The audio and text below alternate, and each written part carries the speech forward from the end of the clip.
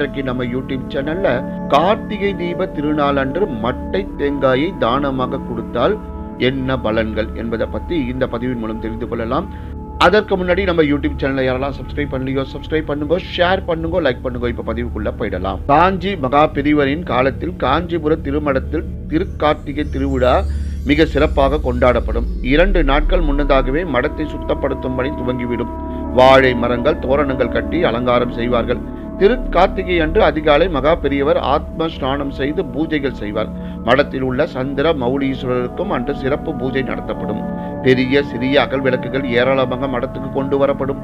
விளக்கேற்றும் நேரத்துக்கு முன்னதாகவே அதில் திரியிட்டு இழுப்ப எண்ணெய் ஊற்றி தயாராக நிலையில் வைக்கப்படும். மாலையில் பெரியவர் ஸ்நானம் செய்வார். பின் ஆத்ம பூஜை செய்வார். அதன் பின் ஒரு தீபந்தத்தில் குங்குலாயம் எனப்படும் தீபம் ஏற்றப்படும். அவ்வாறு ஏற்றும் போது மந்திரங்கள் ஒலிக்கும். சிவ சகஸ்ர